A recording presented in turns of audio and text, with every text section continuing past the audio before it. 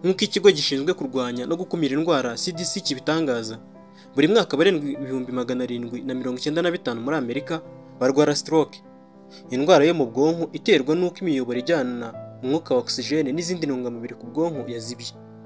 Ibyago byo kurwara stroke byiyongera uko imyaka igenda yigira imbere, ariko bidakuyeho ko nabo mu myaka yo hasi bayirwara. CDC kandi ishimangira akamaro ko kugira icyo bikora hakiri kare. Abantu bihutira kugera ku bitaro igihe kitarenze amasaha 3 bibonye ibimenyetso bya mbere bya stroke bakunze guhura n'ibibazo bike nyuma y'amezi 3 ugereranyije n'abahawe ubuvuzi bakererewe.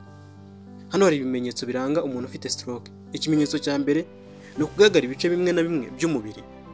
Umuntu ashobora kugagara bitunguranye mu isura cyangwa agatakaza ibyiyumvo mu biganza, ibirenge, amaboko, amaguru cyangwa n'izindi ngingo. Ukunanirwa gukora kw'ingingo mu buryo butunguranye bishobora kandi kugutera ibyiyumvo byo gutitira. Birasanzwe kandi ko stroke ishobora gutera kunanirwa ku ruhande rumwe rw'umubiri mu gihe urundi ruhande rukomeza gukora neza. Ikimenyetso cya kabiri ni ukugira urujijo. Umuntu ugiye kurwara iyi ndwara ashobora kunanirwa kumva ibiri kuba cyangwa agatakaza ubushobozi bwo gutekereza neza.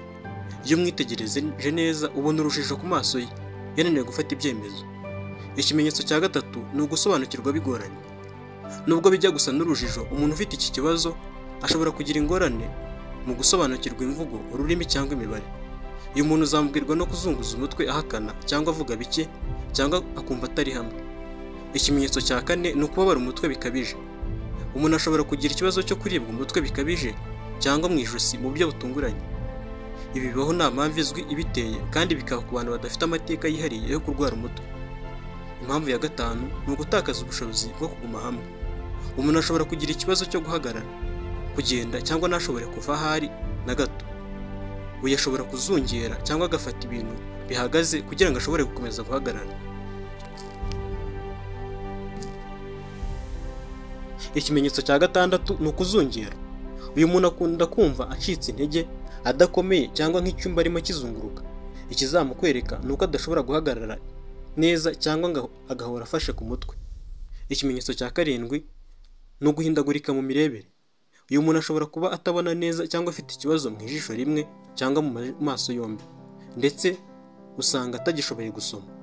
Ikimenyetso cya munani ni ukugira ibibazo mu kuvuga. Hari igihe umuntu aba adashoboye kuvuga burundu, avuga nabi cyangwa adashobora guhuza ibyo avuga cyangwa akavuga amagambo mu buryo budakwiriye. Ikimenyetso cya 9 ni ugucika intege. Bibaho ko uyu muntu agaragaza intege nke mu maso, akagira imbaraga nke mu kuboko ndetse no mu kaguru. Iyo mwitegereje ubona ari umuntu uhorana intege nke, ashaka guhora yicaye cyangwa aryamye, kandi akenshi ntaba agifite n'ubushobozi bwo gukora imirimo yoroheje.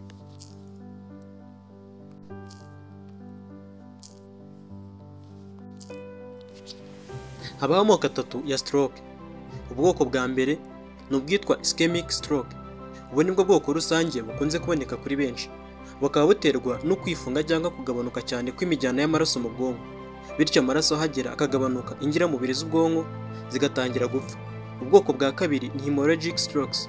Ubu bwoko bwo buterwa n'uko imijyana y'amaraso ku bwonko no mu bwonko hagati yaturitse. Ubwoko bwa gatatu bwa stroke ni transient ischemic attacks.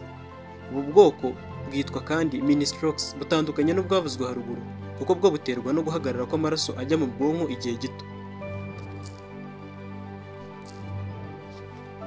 Nubwo ari indwara ikomeye kandi ihitana benshi, hari uburyo ushobora kuyirinda ubwawe. Dore bimwe mu byo wakora ukaba wagabanya ibyago byo gufatwa n'iyi ndwara ya stroke.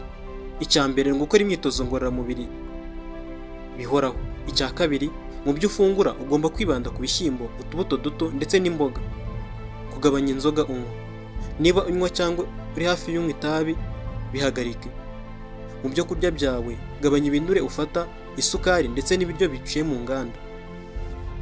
Icya nyuma, aho kurya inyama zitukura, ibande cyane ku bituruka ku mafi, isambaza n'ibindi. Urinde abawe, mugirana inama zibafasha kubungabunga ubuzima bwanyu. Ngibyo ibyo wamenya ku ndwara ya stroke ihitana abatari bake kuri iyi si yacu. Njye nitwa Charles Gahigana. Kanda subscribe niba utarayikora, ukore comment, like na share, tujye tubana mu bindi biganiro. Hasta la vista.